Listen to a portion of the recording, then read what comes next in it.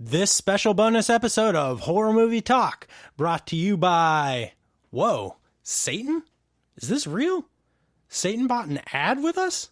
That's right! I just figured, what better place to confirm my real-life existence than a shitty horror movie review podcast by two schlubby guys.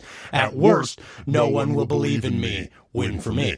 At best, I get a few more souls. Not that it's that hard at this point, really. My message for today is, stay the course, guys. I'm just really proud of you. The world seems like it's doing really well, and I just want to say thanks, you know? So make sure you sit at home listening to Horror Movie Talk instead of voting, and keep drinking LaCroix, of course. And by the way, squabbling over what words you can and can't use, oh my God, I love it. So just thanks, guys. It's just, you're doing a really great job, and, see you soon. Also brought to you by I Like Comics in Vancouver, Washington. Sign up for a free subscription box today and receive 20% off any titles you sign up for. Get this, no minimum amount of titles to sign up for. You can just do one. Tons of new comics and old, trade paperbacks, hardcovers, statues, collectibles, action figures, t-shirts, you name it. This place is a comics emporium, so check them out online at ilikecomicsonline.com. And they're in downtown Vancouver, Washington. They're on, I think it's on Broadway. So check them out. Hello and welcome to Horror Movie Talk, an opinionated and accidentally funny horror movie review show. Your schlubby hosts each week are Bryce Hanson, the cool collected nihilist, and David Day, a cool guy who's always cool. New theatrical releases always get priority, but we also review older horror movies, both good and horrible. I'm David Day. And I'm Bryce Hanson. And this is a special bonus episode for Halloween that we thought we would give you guys to kind of go over, what we like. To give you guys a better idea and to kind of refer to whenever, if you ever are like, well, yeah, they gave this an 8, but what do they really like? Well, you can take a listen to this episode and get a better idea. Yeah, this will act as a good kind of intro into the pod, getting to know our personalities and history and our tastes. Yeah, so at the top of the episode here, check us out at our website, horrormovietalk.com. Also, check us out on social media, Facebook, Twitter, Insta, if you're, a hip kid.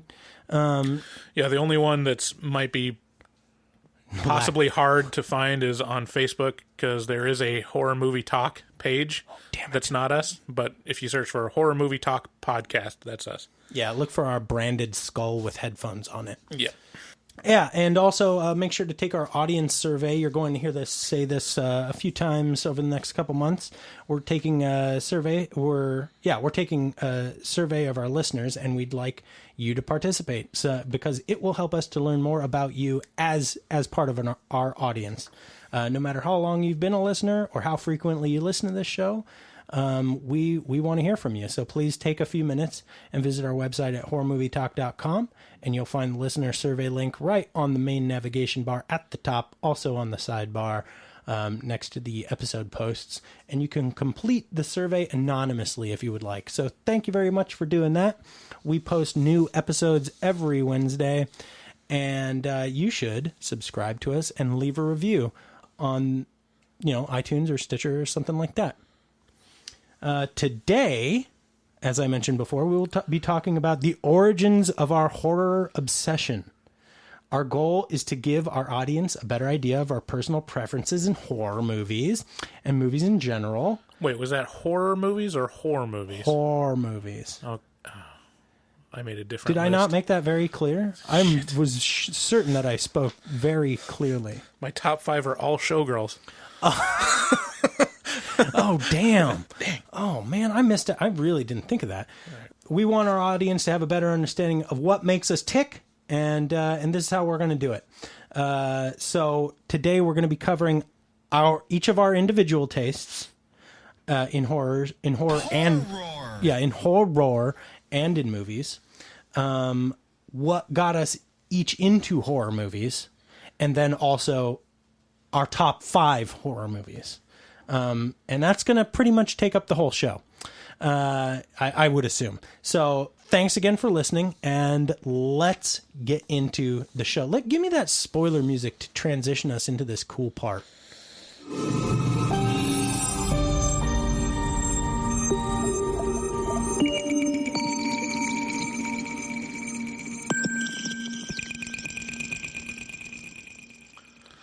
That must be a good feel. Give me that music. Give me that bing, bing.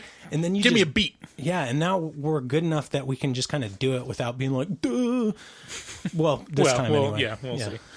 So, my name is David Day, as mentioned before, and I started out life as a pretty sheltered kid as far as basically in comparison to all my friends. I had very strict restrictions placed on what I was and was not allowed to watch. And I very distinctly remember the first PG-13 movie I was ever allowed to see.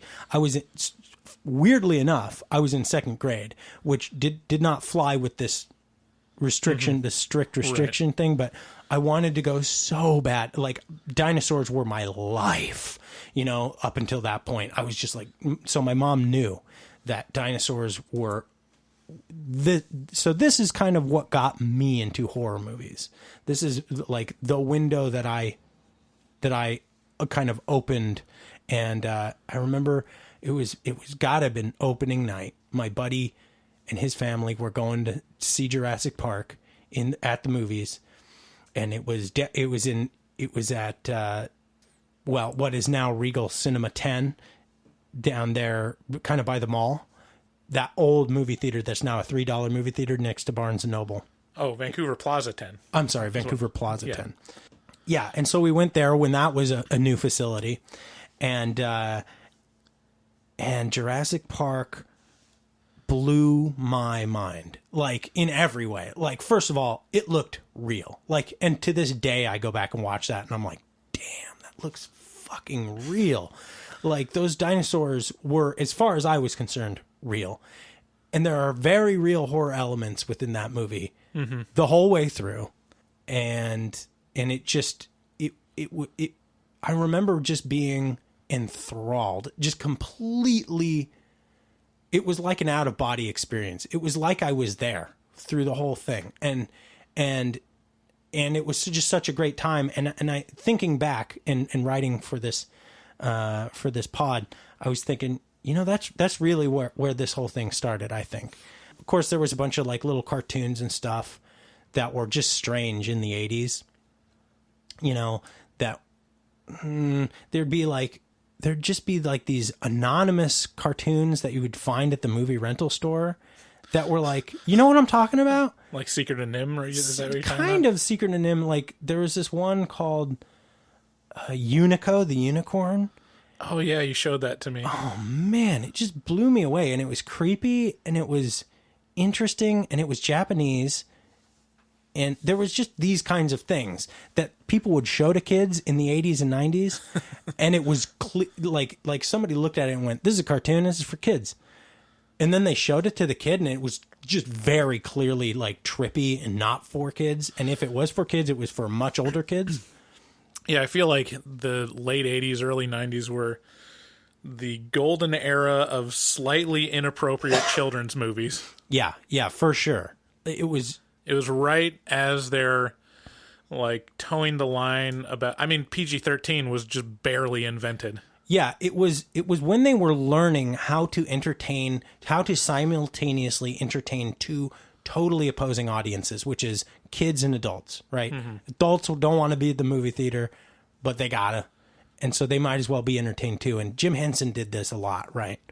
It was like with the Muppets, like with Labyrinth and The Dark Crystal. These were fantastical enough and tongue-in-cheek enough that the adults would have a good time, and it was puppets. So the kids were just de facto going to have a good time. Yeah. And Jim Henson was definitely creating or pushing puppetry into the art form that he envisioned it to be. Yeah. And so those movies truly were for adults, but just the attachment to Muppets, Oh, yeah. and TV and Sesame Street, it's like, oh yeah, the kids will love it. Yeah.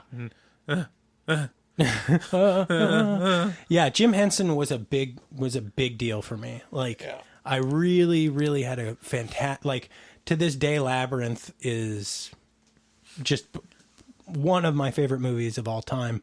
And Dark Crystal still kind of creeps me out with the Skeksis, those vulture. You remember those? Oh, dude. No, I don't. They are the ultimate. They're the exactly what I'm talking about right now. Well, the premise that we built, this thing that's totally inappropriate for little kids, but gets shown to them anyway. Yeah. Ooh, the bad guys in the Dark Crystal are horrifying, and I loved it, and kind of hated it at the same time. What kind of stuff? Well, did that for you? Oh, I mean, you want my full background or the kind of just comparable movies? Just comparable kind of thing.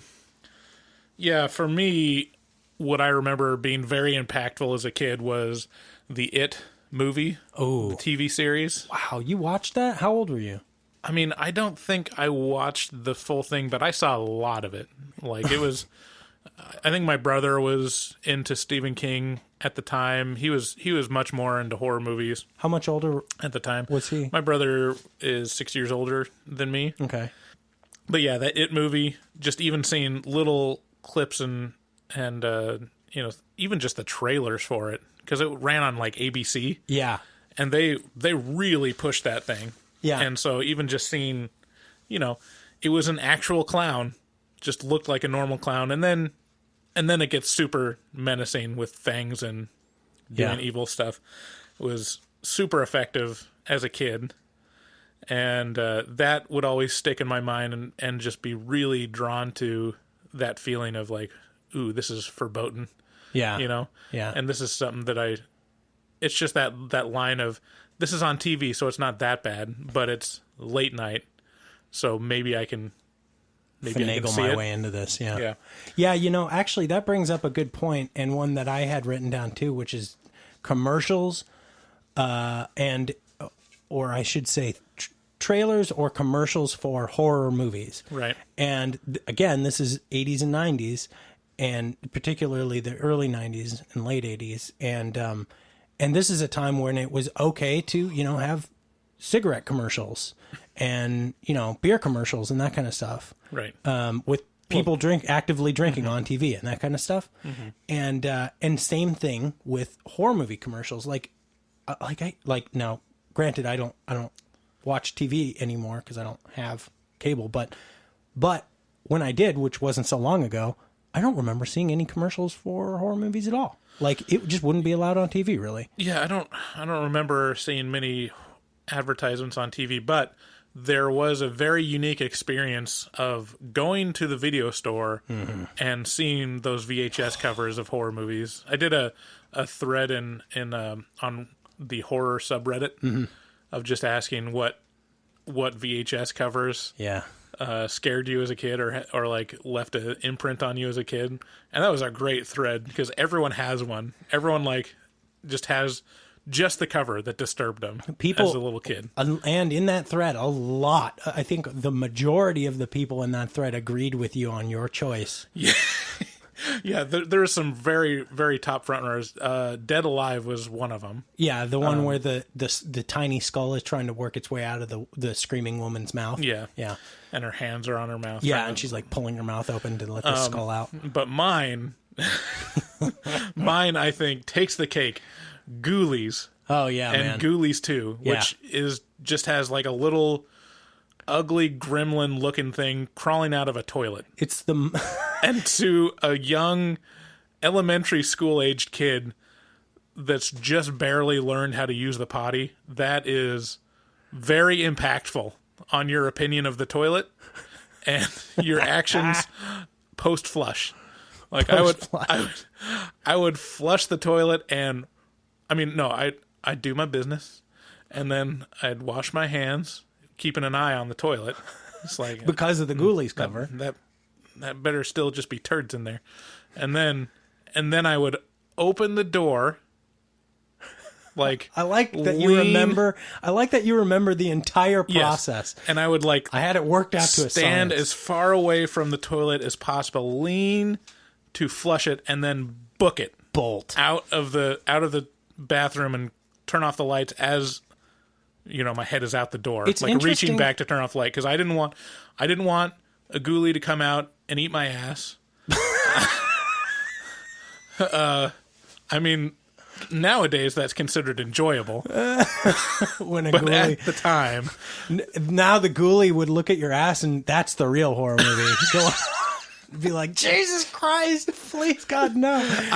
We could do a ghoulie. I'm a ghoulie, but I have my limits. We could do a like a prequel to Ghoulies, and it's just how Ghoulies became, and it's just looking at old Bryce's butthole, being like, no. So I would run out of the bathroom and make sure that I turned off the light after I was out. It's like interesting- reaching back because I was scared of that because it's that scary noise when you're a kid, when you're really little, Yeah. just barely learning to. Yeah. I mean, you're potty trained, but you're actually on your own now, and your mom's not wiping your butt. Like all of a sudden, like it starts getting scarier Think I'm alone to be alone now. and hear that scary flush sound. There doesn't and seem think that to there's. be any Ghoulies around. So whenever I flush the toilet, I would think that's the ghoulie growling at me, and it would, scare me. It's interesting it's interesting that the toilet flush is what was the scariest part Yes. to you, Yeah. because that's sweet release to me. Yeah. Yeah. Well, yeah. That's also the other part. It's a scary sound, but was comfort taken in that water's going down, so it's harder for the ghoulie to come through the pipes Right. If anything, at that moment. this is the least likely point when the Ghoulie he's going to have to fight the turd. Well, that's like my one chance to run to safety. I love the kid logic. The kid logic is always brilliant. Oh man. Some other. I had kind of a similar background to David of being pretty sheltered. I grew up Mormon, and my parents were a little more liberal in like letting us see R-rated movies and stuff. That was pretty.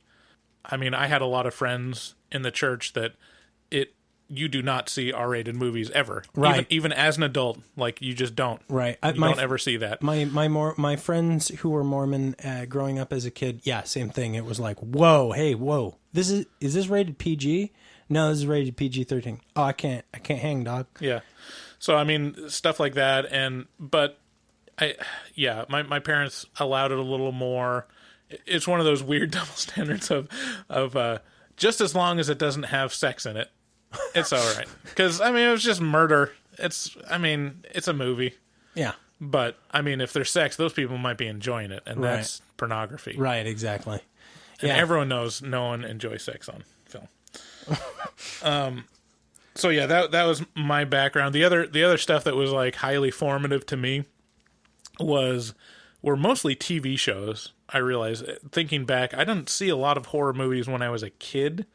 I started seeing a lot of stuff when I was a teenager or like a preteen with my friends, but probably the most influential stuff on my taste were Sightings, the TV show.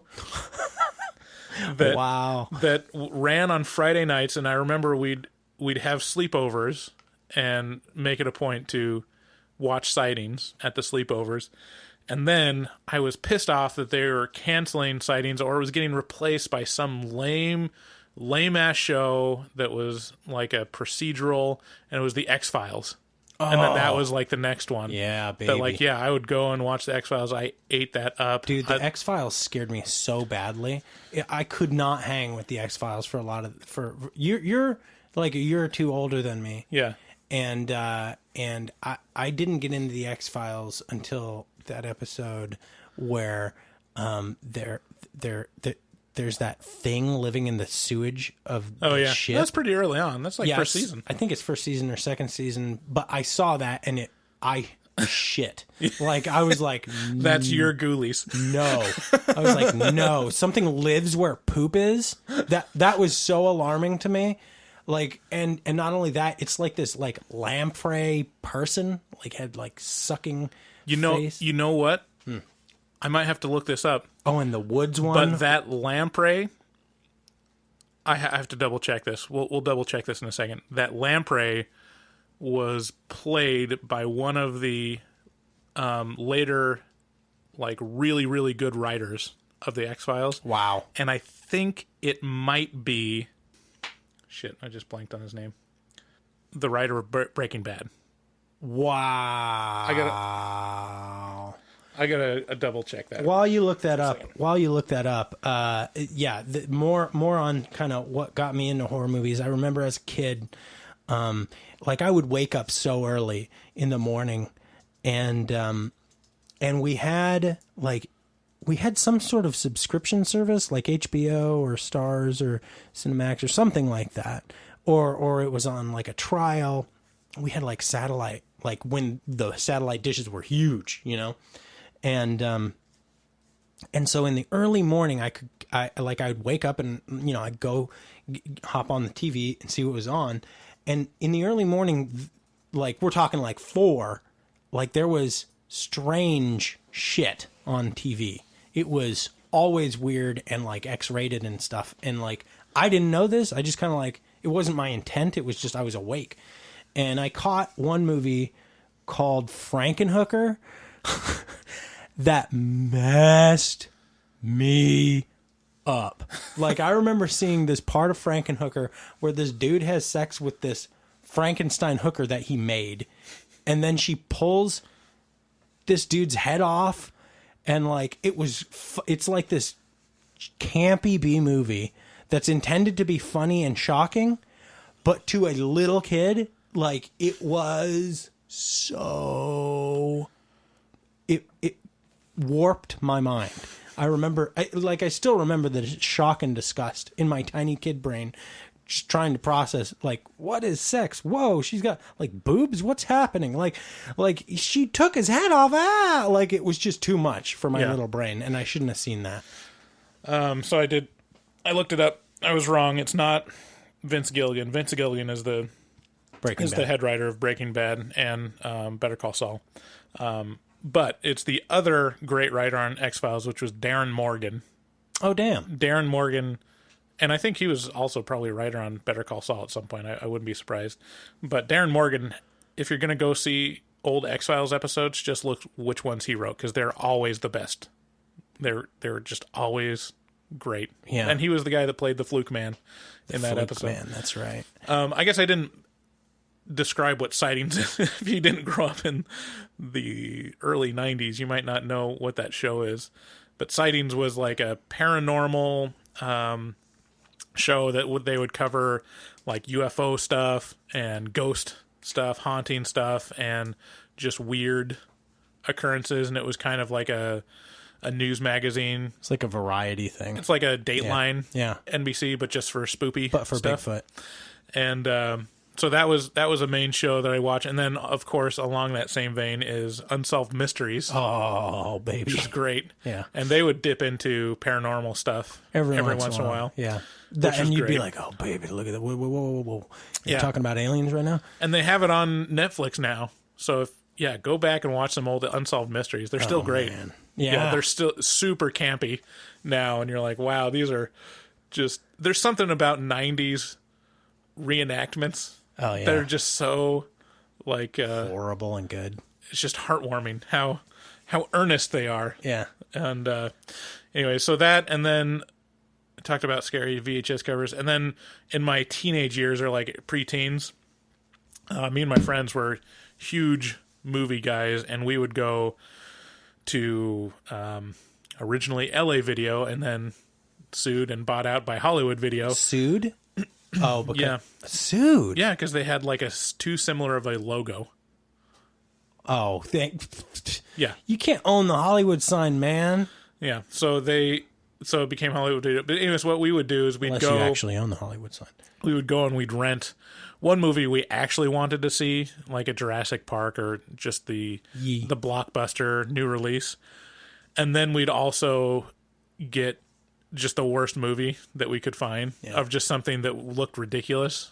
And those usually ended up being straight to video productions by Full Moon. Yeah. So the guys that made Puppet Master. Puppet Master, Even though we never saw those, we saw like Jack Frost. Saw the bad versions of Puppet Master. And we saw, I mean, the only two that pop into my mind every time I think about it, just because they're so terrible, was Totem, which is like hard to find mention on the internet at all, and then the horrible Dr. Bones.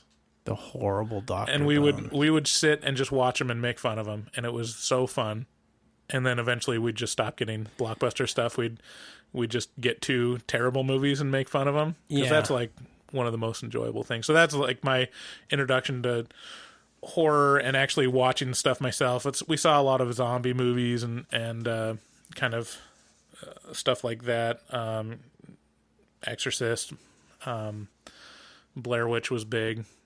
Yeah. When we were teenagers. I remember the reason that I enjoyed horror or things that scared me was because I had a very active imagination, number one, but number two, I was bored all the time. Like, I just remember just always feeling like there wasn't enough going on.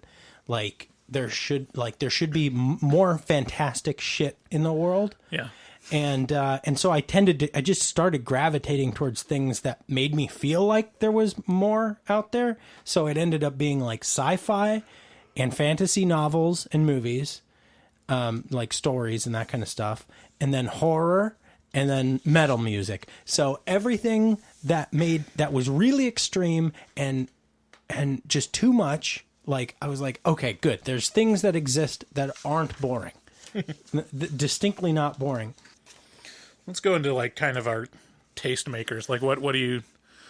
Well, what's your definition of what defines your taste? Okay, but quickly, I would like to ask our audience. I'd be interested to know what got you into horror. Like I'm sure that everyone has one of these stories. Like that, there's a lead into it, and then, or maybe it's just a single movie. So if you guys have an interesting story to share, I want to hear it. Post it on either on the blog or send it to us on social media. Sounds like a fucking blast, bro. So what did you want to get into? Like what tastes? Yeah, because we're going to give our top 5. Yeah, that's going to be the end of the episode. That's what we're leading up to. Yeah. So I think it'd be good to kind of explain our taste and why it informs it, because I realized as I was kind of outlining the movies that I really like, they fell into several categories of horror movies, and the top 5, like some of them touch on all of them, at the same time. Yep. So for me, the types of movies, and I'll talk a little bit about the stuff that just doesn't do it for me, that I can appreciate, but doesn't really float my boat. The stuff that I really gravitate towards is first like family-based horror movies that are surrounding around a family or a parent-child interaction. For some reason, that's just really resonant for me. So movies like Paranormal Activity, stuff that happens in the home, The Babadook, Sixth Sense, Poltergeist, and most recently, The Haunting of Hill House on Netflix. I just finished that, and that was fantastic. Yeah, that's a really good family one. That's an extremely family oriented. Right. Yeah. And then the another subgenre that I really gravitate towards is like the religious themed or devil based stuff. That's a big one for me too. So both of those actually. Yeah. Not, you know what, actually the family stuff doesn't work for me specifically. For me, the part of the family thing that works is the place.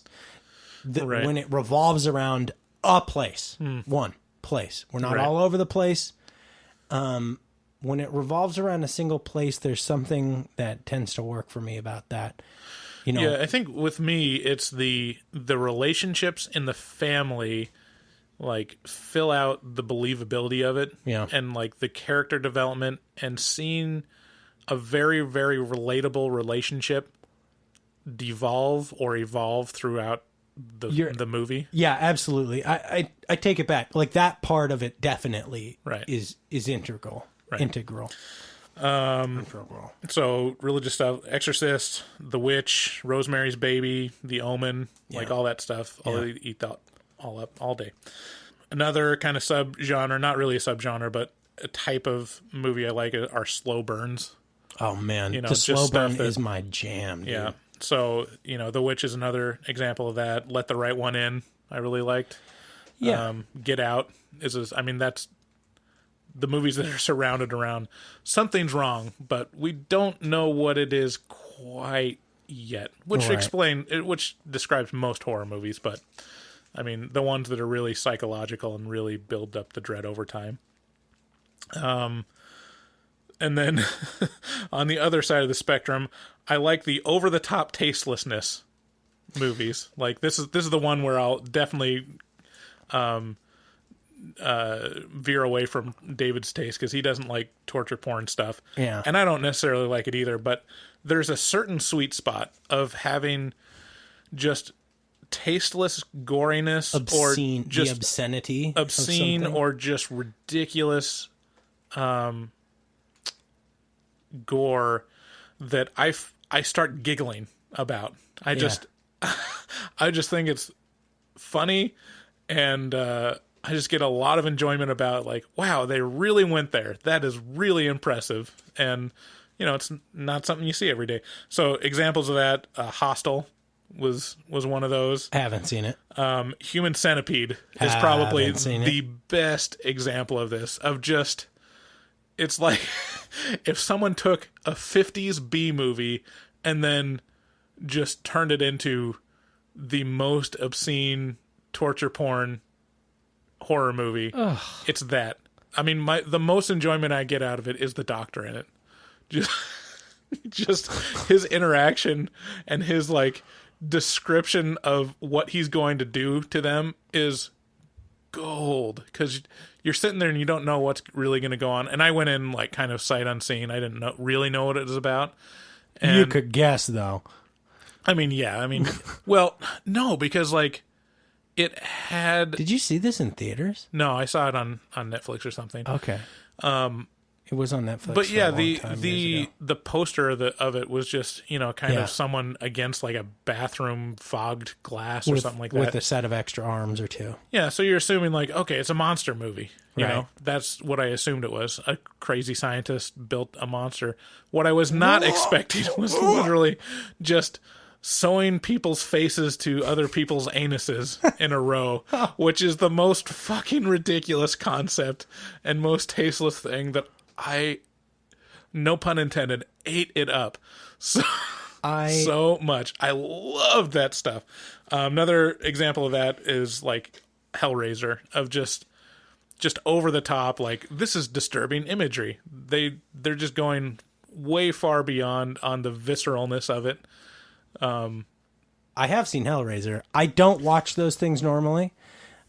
I agree with you. I enjoy Hellraiser, not specifically because of that, but definitely doesn't hurt. Right. I don't shy away from violence. Obviously, I love horror movies. I don't like it. I don't like the insane, the totally, the unnecessary sickeningness of pooping into someone's mouth and then them pooping into someone else's mouth. I don't know. Call me crazy. Call me crazy. I just don't. Something about that doesn't work for me. Did you see the outtakes for the South Park episode that they did on? I didn't see the outtakes. I did see the South Park episode. Oh my gosh, I might have to play that just because it's so fucking hilarious. That would be funny. Yeah, A human I'll play it for, centipede? Yeah, human centipede, and it's Trey Parker. I can never tell which one was which. It was one of them that was doing the Asian voice, and he's reading the lines of him deciding whether he should eat like the bowl of rice or Don't eat it. or the squid pesto or something like that. And he's just cracking up. He can't handle it. He's just like, oh no, Oh, I feel really bad. Oh my god. I'll play that for you after. Okay. We don't want to get hit by copyright or anything. Finally, the last one, and this is kind of a weird one, genre commentaries that are comedies. So basically horror comedies that just basically play on genre tropes. Oh yeah.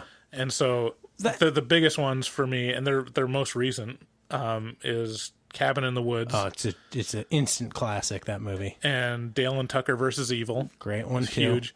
But for some reason, I'm not a huge fan of Shaun of the Dead. Oh, man. Shaun of the Dead is... Yeah, it's I think it got hyped up for me so much that it's like, oh, this is the funniest, horror movie ever. And I just watch it, and it's like, it's charming. Yeah, it's like very British. Yes, that's what it is for me. That's what I like about it, and Right. and I can watch it over and over again, and have a pint. Yeah. To wrap up my taste stuff, I just got to cover the stuff that I don't really like or doesn't do it for me. Yeah, Because I know on my list of 5, people are going to be like, wait a minute, you don't have this one in it? And it's because just my taste does not really include zombies. I've seen a billion zombie movies, and it just doesn't do that much for me. yeah. It's just like, I get it. I love zombie movies. I've seen so many zombie movies that I had to resort to watching like nameless zombie movies, Right. like that were horrible, and maybe saw 3 or 4 theaters. That being said, no zombie movies made my list. Right. Slashers, most slashers I didn't really care for or just really get into the genre. Most like what that would be considered 80s classics just don't really do it for me. The Thing is not on my list. It's just like, meh. It's, Oh no! I mean, I get the practical effects, it's cool, but it's like, it doesn't really. Wow. The 80s special effects, it's not as viscerally entertaining to me as other stuff. And then finally, the movies that I know are good and can appreciate, but just kind of bore me. Some of the classics, like The Shining, is not on my list. Yeah. Just like, I really appreciate it, but I'm not a huge fan of Kubrick. Well, just and because it's so slow I love Kubrick. and it feels so artificial. Here's Like, what I'll say about things like The Shining. It has a harder time on these lists because it has the title classic. right. It's called a classic, so you can just kind of go, yeah, it's already a classic. I mean, it's a given, right? It doesn't need to make it onto my list. But yeah, Right. that being said, The Shining is like top tier. Didn't make it on my Right. list. But yeah, there's movies that like I can appreciate, but are just too slow that they bore me, and I know I'm never going to watch them again. Right. Like It Follows, it's a great movie. I loved it, but I'm never going to watch it again because it's like you get it the first time. Oh man, I love It Follows. I could watch that movie over and over again. Does such a good job. So, anyways, that's my definition. That's what your taste in horror Oh yeah, are. the other thing is what I don't classify as horror in my mind, even though some people would probably consider them. So a lot of sci-fi horror, I just think of as sci-fi. Yeah. So I don't really like Alien or Aliens isn't on my list. Just What the fuck is the matter with you? because it's not a horror movie. It's It's one of my favorite movies, but it's not one of my favorite horror movies because I don't know. I'm just a snob about that. I want to separate that into science fiction. wow. For some reason. Like drama stuff, Silence of the Lambs, Black Swan, Yeah. and then the final one that like I really liked, but I'm not going to include on this list is Interview with a Vampire. It's like Yeah, technically a horror movie, but it's that's- like who's gonna list that on a horror list? Yeah, that's such a tertiary horror movie. Yeah. It's like, Yeah. yeah, okay. Yeah, a movie with Brad Pitt, Tom Cruise, Kirsten Dunst, and who else? Christian Slater Christian Slater. Yeah, that's a horror movie. I and don't think Antonio so. Bender. Oh, I literally Antonio just watched it like Banderas. last week. Wow. And so I'm like up on it. Wow, man. It's just one of those where I'm like, yeah, I can go back to that movie. It's a great movie. I still like it. Yeah, it's a good movie. It's just not. I mean, I don't think it's getting on any horror lists. Yeah. Yeah, my taste. You touched on a lot of my tastes, and some distinctly not my taste. Like, first and foremost, my thing is tension. I want it to ramp up. I want suspense and tension, and I want to feel always uneasy. Like it's the best part for me, and if you can't do it and do it well and hold it for a long time, I don't get as much out of the movie. I like the building dread. Things that work against that for me is often showing the monster as a result. If you show me a monster, there are most situations where that works against your movie. Now, there are exceptions to that prove the rule, which are monsters that are able to build tension because they are unknowable or ever-changing or not visible, right? So Paranormal Activity, you can't see it, but it is definitely there, and it is definitely a monster, and that movie builds tension so well. Yeah. So if you want me to be a fan of your movie, if you're going to have a monster or a bad guy, he better be like goddamn believable or very alarming. You know, like Alien works because it's so strange and so foreign looking and could be anywhere in this environment that looks just like it by coincidence. And it's goopy and weird and just, it's so alien, right? That it just works. So, yeah, I don't like seeing the monster. Yeah, slashers build and release tension too fast for me. That's my problem with slashers. That's why I don't like them, because they do build it. You literally know it's coming. Yeah, every time. Even if you don't see them, like, you know, some teens are going to get killed. Yeah, and it's a build up and then a release, and then a build up and then a release, and that doesn't work for me. Right. Because you know it's gonna be okay after this scene. Yeah. The other, I don't know if you do that. You didn't like the Babadook, but one of the things that's an example of is the monster that you see, but it just sits there and it's so disturbing that you know something's coming up. It's like the Simpsons quote, like, "Oh, that little guy's just standing there." Back. You know, when he does something, it's gonna be great. And yeah, then he so misses it. you know that when this monster's gonna actually make its move, it's gonna be fucked up. Yeah, But yeah, that's a good point. Disturbing just looking at it. Yeah, the Babadook didn't suffer because of the monster. If I recall, it was so long ago that I saw it. It didn't suffer because of the monster so much as it just was a long grind of a movie for me. Yeah. And I just lost it. If it had ended a half hour earlier, I'd have been like, yeah, all right. But it didn't. And then it didn't help that everybody, like, that I saw it went, oh my God, this is long. And then had to hear everybody be like, oh my God, the Babadook, did you? And I'm like, ugh. And then I have to explain it over and over again that no, it was too long. I didn't like it because it worked. And then I just built up this hatred of the movie because I had to, because it's just out of spite. Yeah. Yeah. Yeah. Seeing horror movies is also highly situational. Mm-hmm. Like, it's, if you don't see it at the right time of day, if you're not in the right mood or you're not paying attention, or you're just like, oh, let's get on with it. Like, you don't get sucked in. Yeah. You know? Yep. And that is critical. Yeah. So I really do like psychological horror a lot. I really like things that mess with my head, that could happen. Hereditary is just a monster of this. Like, just getting you, like, really investing you into what's happening, and then just turning the knife within your head. And, like, also supernatural horror, religious supernatural, like, exorcism or possession really works really well. Mm-hmm. I don't know. I mean, there's tons of it. I don't know why there isn't more. Yeah, I think we both came up from a pretty religious background. Yeah, right. Yeah. So I mean, that's a big part of it, is that mythology that's wrapped up in that, and like the symbolism of the devil and good and evil is very, very deeply ingrained, and so it's super effective when I watch those movies. Yeah, absolutely. And there's because in a certain way, that's literally how my worldview is is informed by some of those concepts. You know? Yeah. And you know, you can read it into this as however much you want, but this is just be honest with me here. Who's more interesting, the good guy or the bad guy? The bad guy. Always. The bad guy is always more interesting, especially in religious stuff. Especially in religious stuff.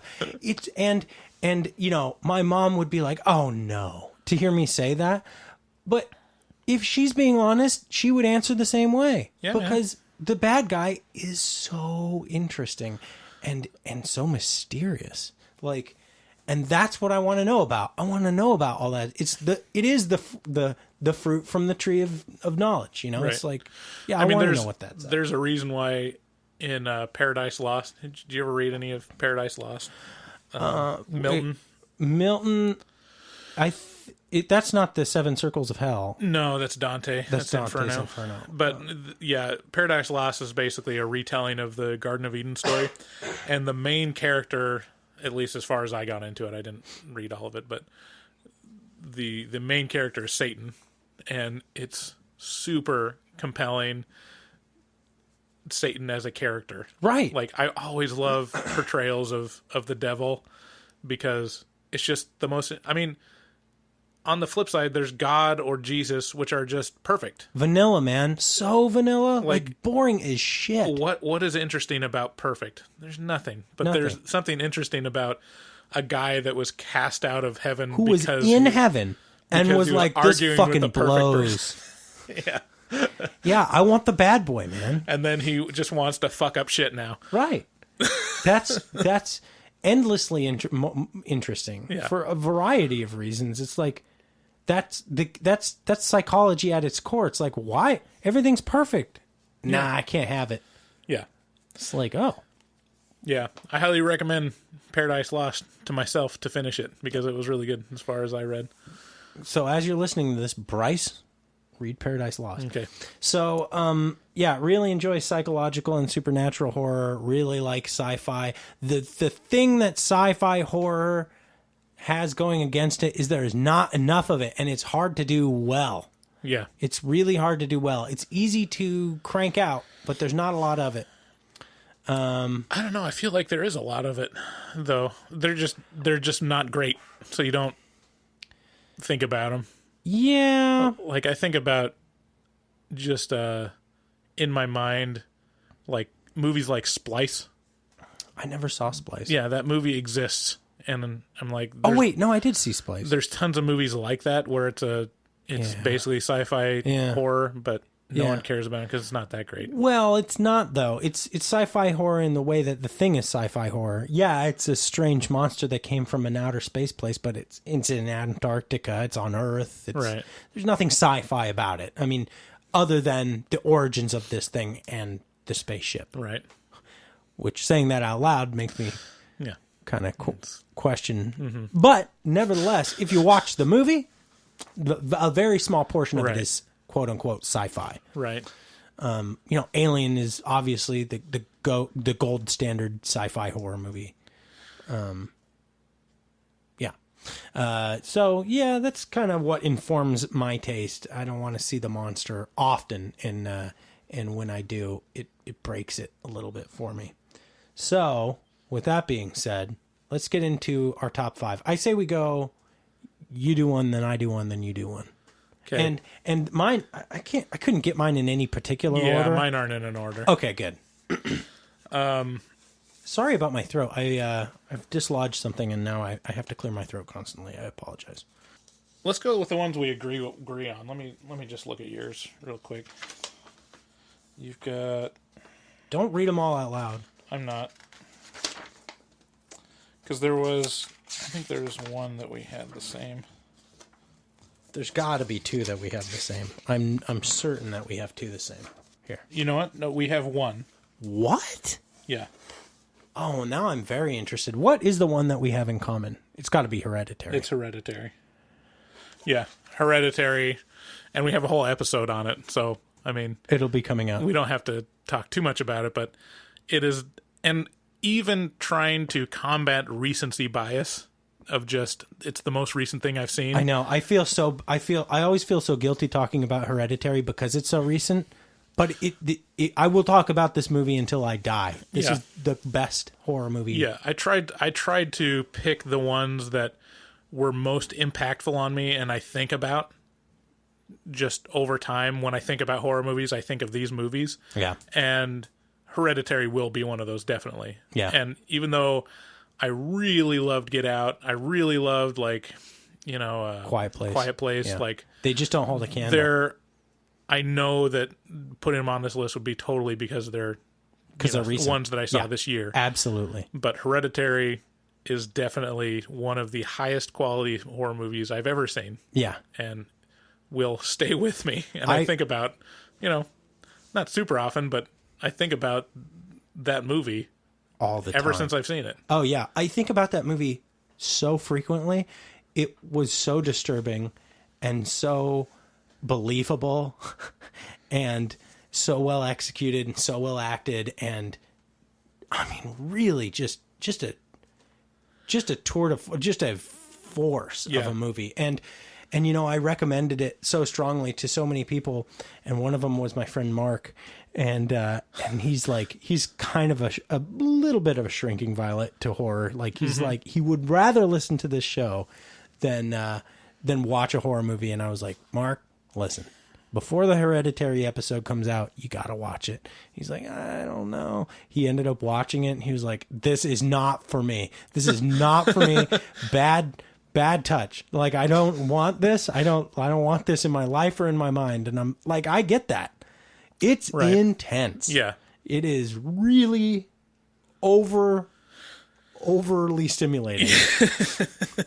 Yeah. And I mean, think about talking about the subgenres that I like. This touches on several of them. Right. Family-based, slow burn. Yeah. Devil.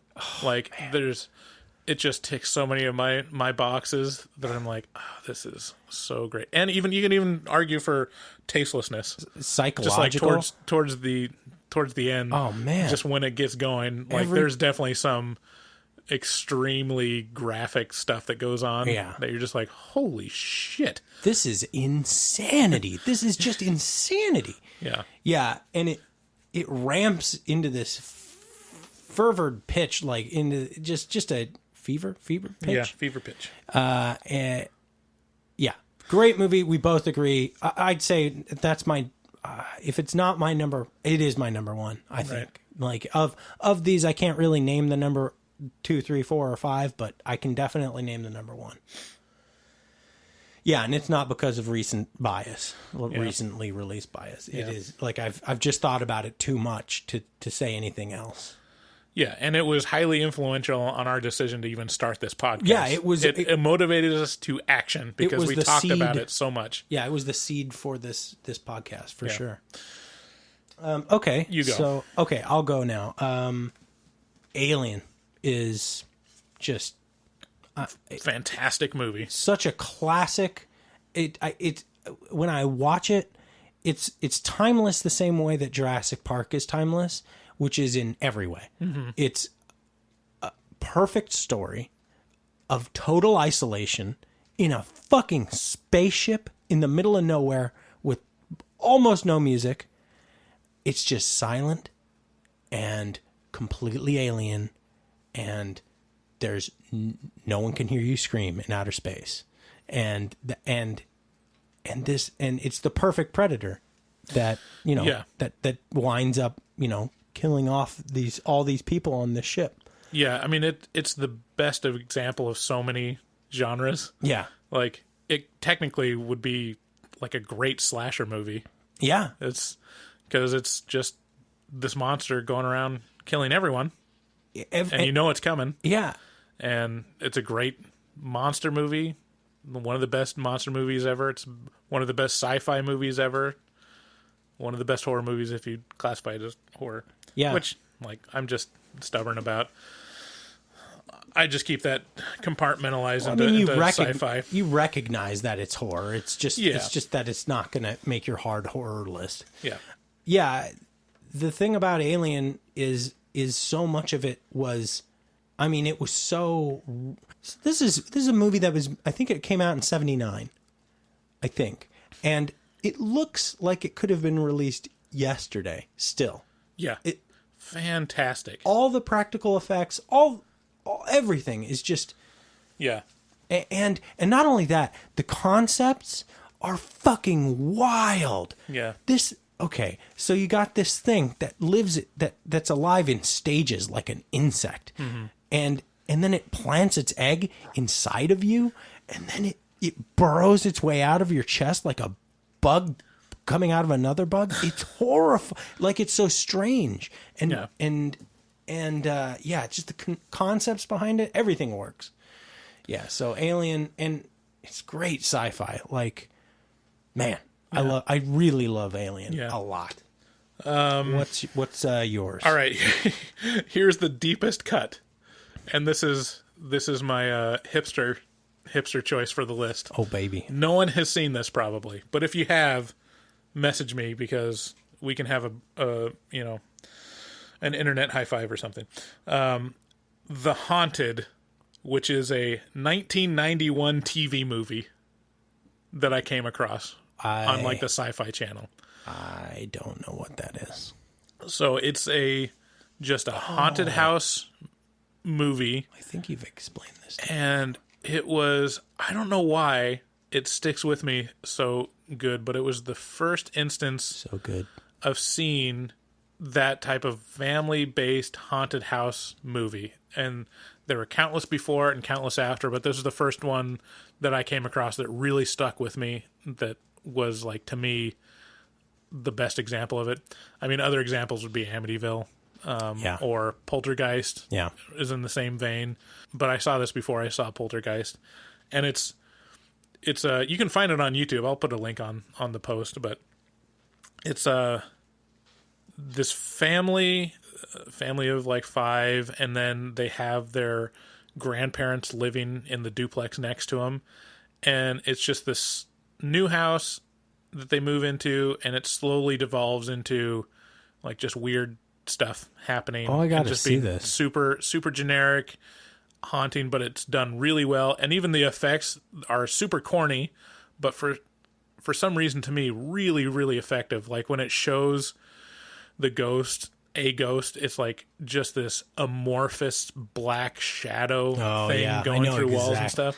Yeah. And then like the husband is fucked by a ghost and Ghostbusters. And like doing stuff around like, hey, you're calling for me. No, I wasn't, Yeah.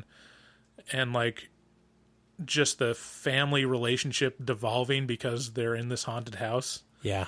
It's a great example of it. And for me, I measure a lot of movies against it. And it's just some random TV movie that I came across.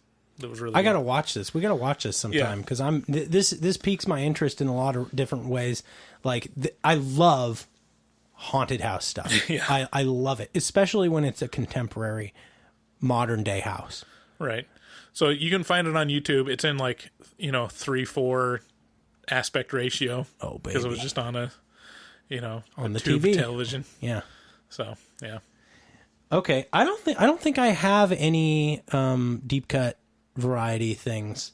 I would say the next one is a series because I just can't choose out of the Paranormal Activity series. Right. They're all so good. Like, and I remember, do you remember the marketing for the first one? It was a commercial of people watching a movie and being fucking horrified. I remember that, yeah. It was just a commercial of people watching Paranormal Activity and being nightmarishly horrified. And I was like, and Carrie and I had just started dating, and I was like, Carrie, we gotta go see this movie. And she's like, hell yeah. And I was like, that's when I knew. I was like, yeah, because she was all in. She was all in. Didn't care at all. She cared very much, and with what I wanted. And so that's how I knew. But man, and then going to see this in theaters and people were, it was a great theater experience. It was almost as good as what's that Quiet Place. And and they're all so good, and they do it with so little, and you don't see anything, and it's just a big tension build. Yeah. And That is I didn't see it in the theater, but even seeing it at home is just like, I ate that up. And it really affected me. Right. With, like you said, so little. Just literally a rumbling sound. Oh. Just the subtlest rumble. We found a picture. It's like, Jesus Christ, a picture. And now I can't go into my attic. Yeah. Like, I have to do things up there, Bryce. Like, yeah. Is that why you quit being an electrician? Yeah, that was it. Mm-hmm. That and the economy, because 2008 Yeah.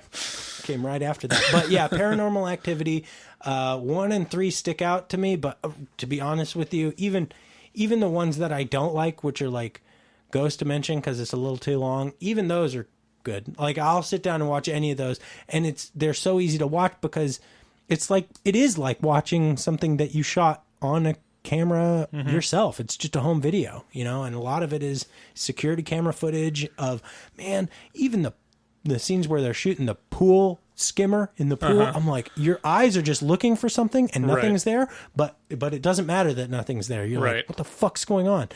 Because something alarming is going to happen. Yeah. And that's a great example of the video of nothing is setting up the expectation. Something's going to happen. Like, they're not just going to show a blank shot of this. And then they do. And then you're they like, do it like they do it like 3 times before they show you anything. And then it's daytime and everyth's okay. And it's like, oh, thank God. Oh, it's daytime. Yeah. Paranormal. I love those movies too. Yeah. So I'll say I'll go into my found footage one. The original. Oh, to me, Blair Witch Project. I went to see this for my birthday. Yeah, I saw it in theaters, and this is another one that was just a marketing genius move. Because they marketed it, and I had the benefit of it going in, which was I saw the marketing stuff, and I was a little dubious about, well, was that true? Because can't be real. What they had, there was a sci-fi special. That's right. On the Blair Witch Project, yes. And they talked about how these researchers found these tapes, this found footage of these videotapes of these kids that were doing a project. I remember seeing this, and they put it in like a really, really straight-faced way of, we're really presenting this as, we found this stuff and it's really compelling, and they, it's so compelling that there's going to be a movie based on the footage of it. Right. And so, like, go see it. I can't remember how, I mean, I'm sure if I watched it now it'd be like laughably bad, but at the time no one had done it before. Yeah, it's not laughably bad. And, it and wasn't. the advertisements of it were just played straight-faced of like, we found these tapes.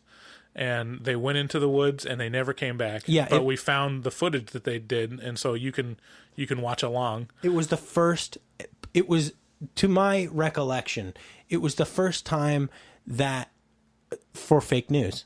It was it was very effective fake news. It was just, and it was intended to be that way.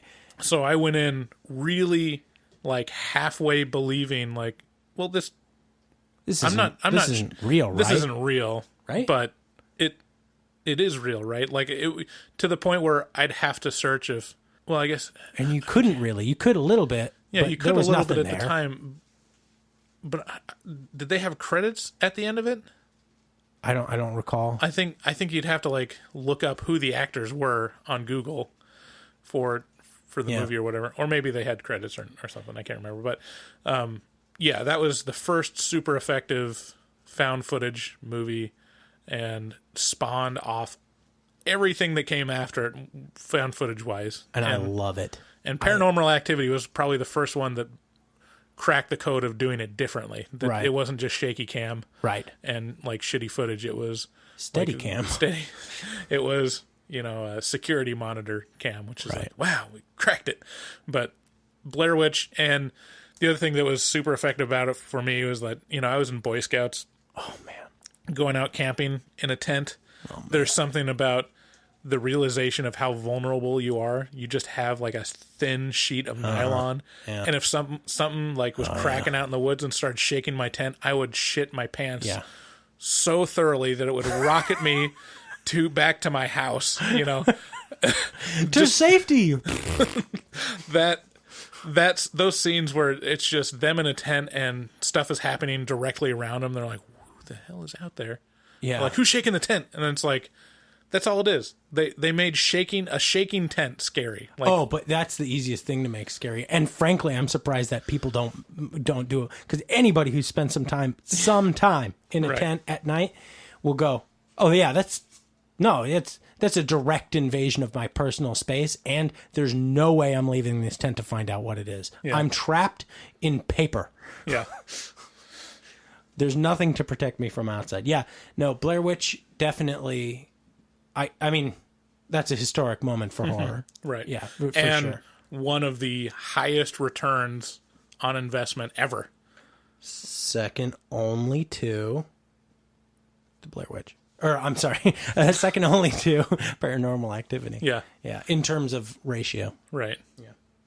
And maybe actual gross as well. Yeah, because Blair Witch, that was the other thing. It was more of an indie thing. Right. Like, it wasn't a wide release because they weren't sure how successful it was going to be. Right. And it didn't get the full push Yeah. that it could have, that Paranormal Activity had. Yeah.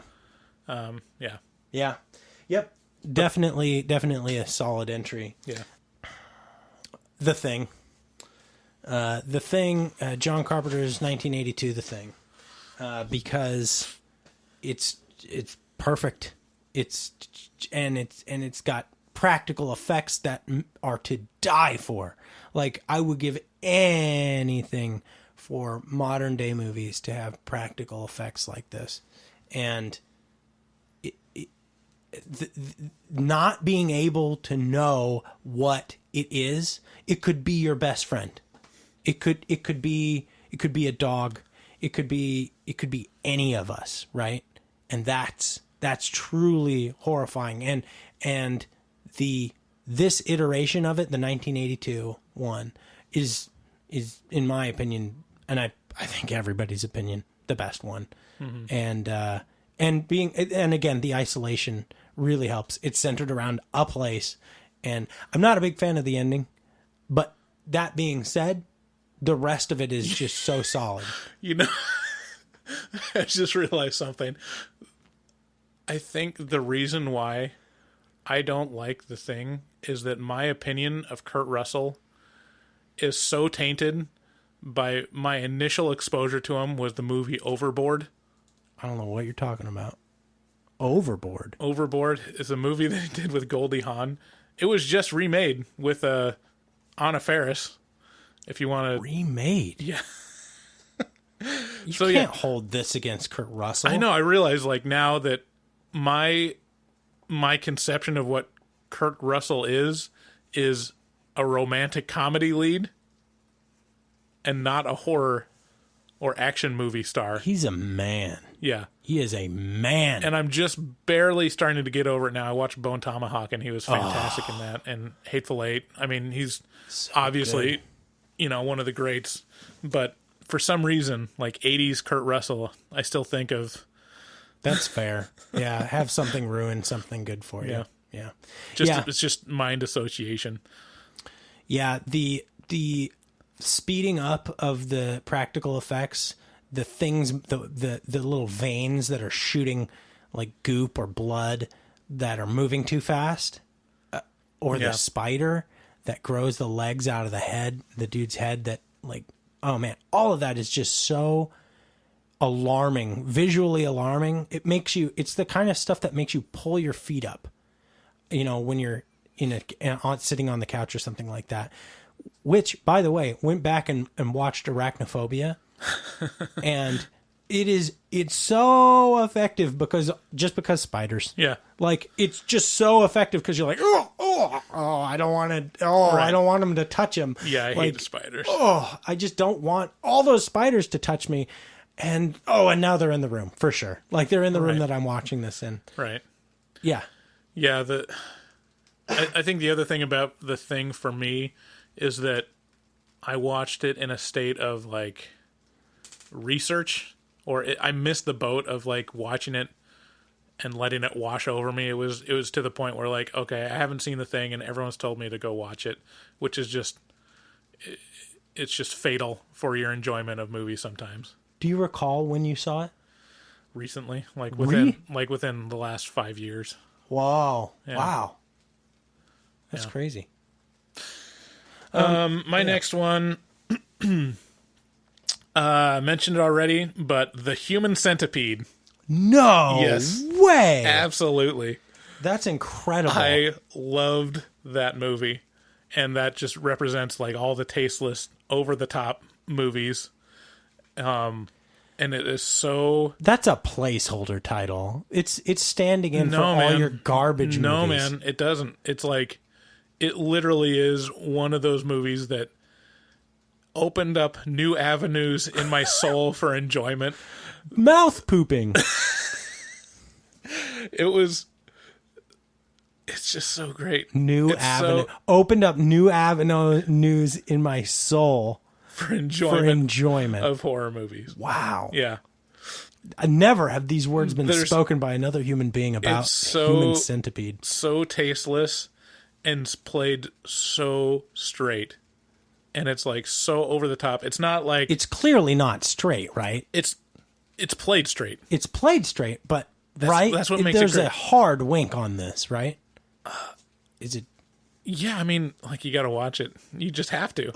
I don't want Yeah. to. And it's the character of the doctor is one of the most unintentionally hilarious characters I've ever witnessed on film. Does he have a? He has a German accent, right? Yeah. Yeah, of course. Just straight up. I don't know if they say he's a Nazi, but he's obviously like a Nazi doctor.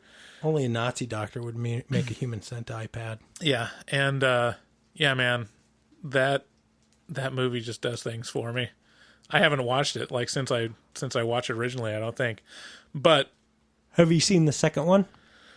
no. Wow, shocking. Yeah, and This has made it to your top 5 and you haven't seen the second? Yeah. What the fuck? I've heard the second one was like just It was just so tasteless. It was just it just went over the edge. Which, I mean, when you Too watch the first, far. I think it's understandable that if you watch the first one and you hear that the next one is like, I mean, Where do you they go just from went, there? They went too far this time. Where do you Like, go really? from there? I mean, I should watch it just to watch it, but for if you want a Pee good pee time, poo go read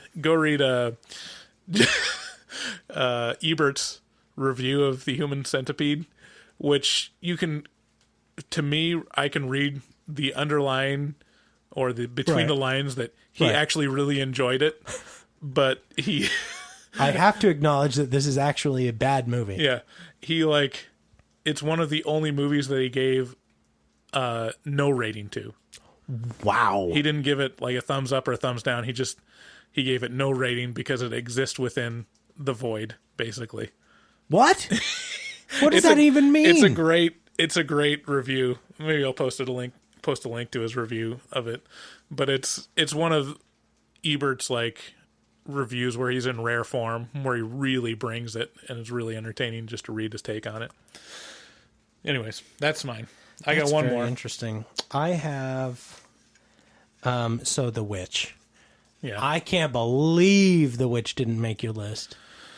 The Witch is so perfect in so many ways. It blows me away. Like this is another one. This is right. If it's not Hereditary, it's right next to it. Right.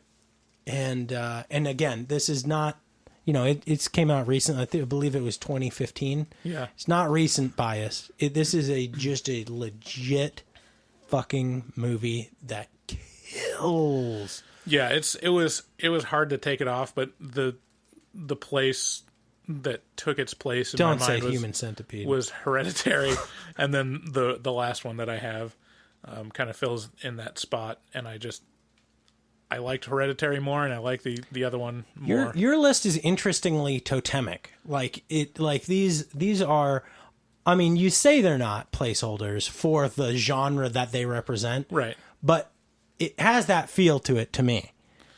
But of those, they are the best ones. Like I have Well, to. sure, of those. Oh, wait. Yeah, no. of the movies that they represent, they're the best one. Right. And I can, of the ones that I don't include, I can feel okay not including them because I have these other ones in there. How can you put Human Centipede? And I haven't seen Human Centipede, so I mean, this is coming from a place of not having seen it, but I'm sure that I'm in an okay place to say, how dare you put Human Centipede on your list and not put The Witch?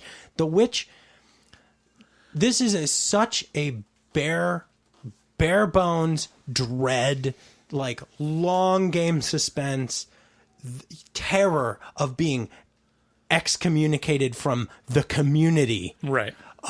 I'm getting chills just thinking about it. Like, it's great. I mean, it's definitely, you're in the woods, the forest primeval. You've been exiled from your community, and you're a religious zealot who only has God to protect him from the terror that lurks in the woods, and God isn't as real as the devil. right. And it's fucking horrifying.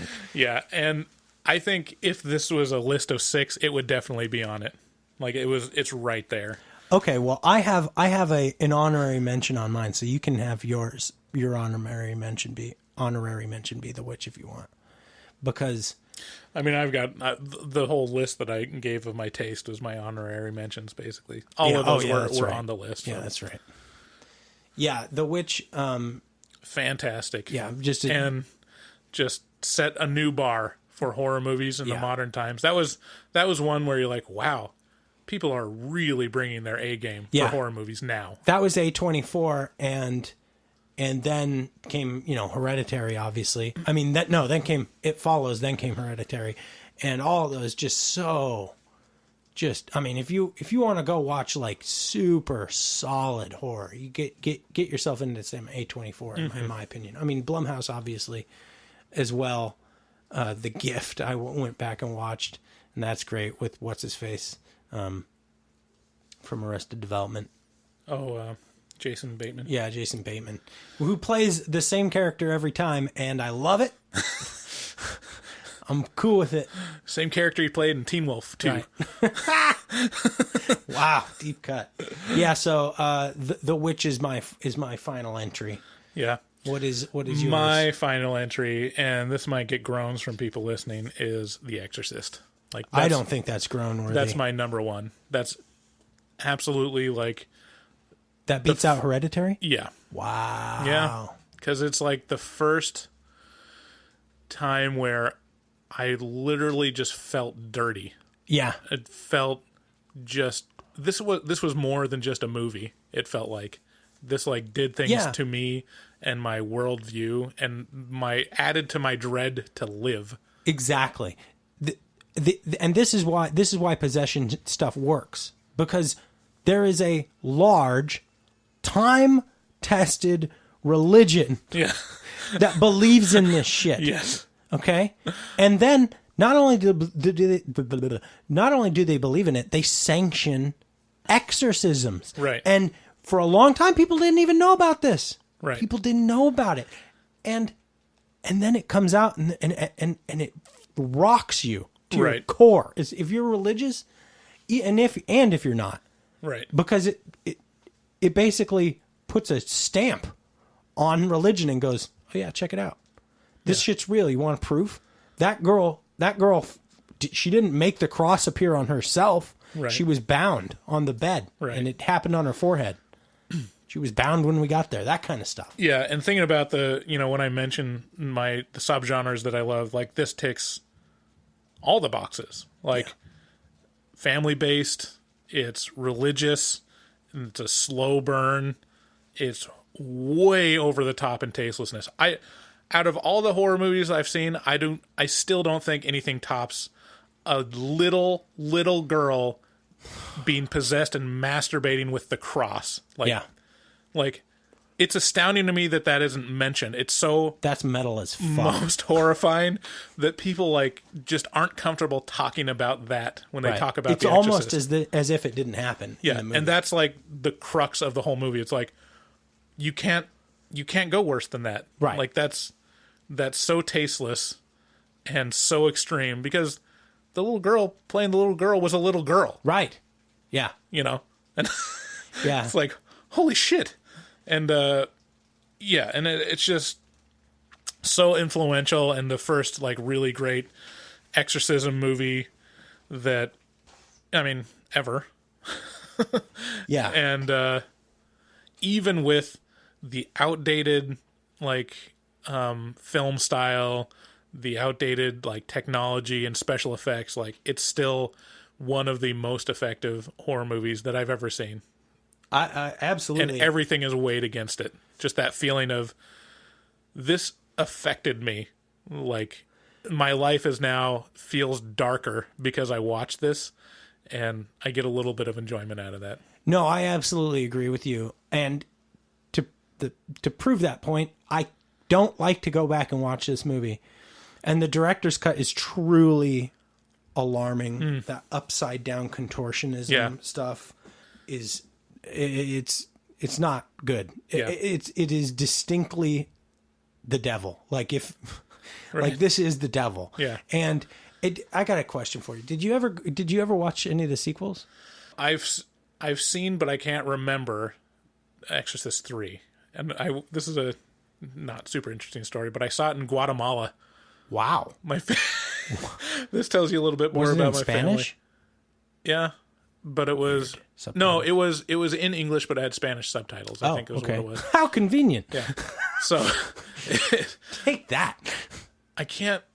I know I saw it with my dad, and I think I saw it with my family, and it was in a foreign country, and I had never seen any of them before, and I don't remember anything about it at all, but I know that I've seen it. Yeah. I haven't seen 2, which is apparently the kind of the bonkers one that's like delves into sci-fi. I kind of want to see it because I've heard it's super kitschy and Good bonkers or bad bonkers? bad bonkers. Oh. Like weird. Yeah. So yeah, I wanna sit through all of them. I've seen like some of the. How many are there? Well, there was like the 3 official ones, and then there was like Yeah, like they always like wanted to take what's his name? Who's the director? Oh. I can't remember. Anyways, the director always was like, this is the untold story, or the origin of it. This is how I really wanted to do The Exorcist, and or how I really wanted to do the Exorcist sequel. There was like a couple of those where it was like, this is how they really wanted to do the sequel to The Exorcist or something like that, and they're always god awful. Yeah. Like super boring. I can't remember the names of them, but I've seen them. Like remaking Poltergeist? Like, why? What the fuck are you thinking about? Like, what? To what end? To what end? Why? You're just going to ruin it? Mm-hmm. Yeah. Yeah, that's interesting. I saw like bits and pieces of probably 2 and 3, and I just remember that dirty, horrible feeling, like just seeping back into my soul and being like, I can't watch this. Yeah. And actually turning it off and being made to feel so uncomfortable. This makes me want to watch it all over again. Yeah. Like I want to watch it in all the sequels now. Ugh. Yeah. It definitely has a grime factor that's just undeniable. And yeah, it's like soul tainting. Yeah. Yeah. That's fair. Yeah. I'm sorry. Go ahead. No. My honorable mention is American Psycho. Which I don't know if it qualifies as horror, but god damn is that movie amazing. I don't like it because it's horror. I just like it because it's funny. Yeah.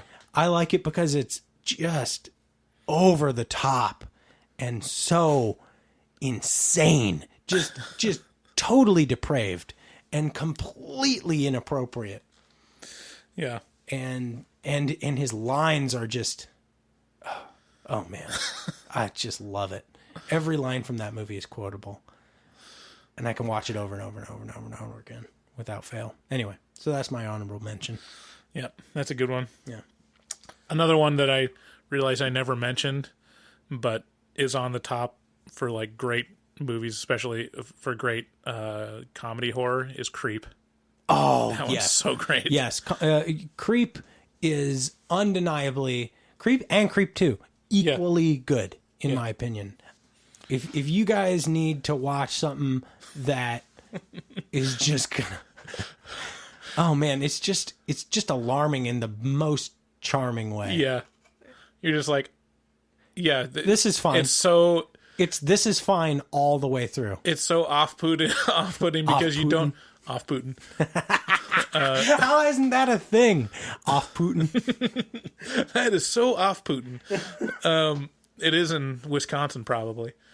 Oh, that's real off-Putin. Off Putin. Do we have any listeners in the Midwest? No, Yes, of course. Yeah, just you can't really decide of whether this is even going the comedy route or not. Right. You don't know know if you should be like interpreting this as Is this alarming? like an actual scary movie Is or this if this alarming? is funny. I mean, when he pops up with that fucking ridiculous wolf mask, it's just, oh my gosh. Yeah. Like, what is this movie? Am I alarmed yet? Yeah. I think I am. This is definitely alarming. And it just makes you feel so cringy. Yeah. That's like, Ultra I think that's cringe. the only horror movie that uses cringe in the uncomfortableness. Yes. Like, I can't think of any other movie that it's just about just being cringe inducing, just being like, ooh, the best I don't want to see this person embarrass themselves. cast so Yes. well. Yeah. Like, oh my God, he's so perfect in Yeah. that. Yeah. Yeah, definitely a legendary movie that will always remain an underground classic and never see the amount of respect that it needs. Right. Yeah. Yeah. Yeah, it's a good list. Good list. Yeah. Yeah, man. I feel like this was a fun episode. Yeah. Like, I had a really good time doing that. We should do more stuff like this. Yeah. Anyway, so that pretty much fills it up, I'd say. Thanks to everyone who made it through this. Happy Halloween. Share us with a friend. Make this something special for your Halloween. Make it something special for our Halloween and share it with your friends. And don't forget to take our audience survey on the front page on the top nav of our website, horrormovietalk.com. Hit us up on Facebook. Hit us up on Twitter. And thank you, everyone, for listening. Don't forget to smash that like button. Don't forget to smash that like button. Ring that bell. Ring the bell. Subscribe. We love you. Mwah. Mwah. Bye.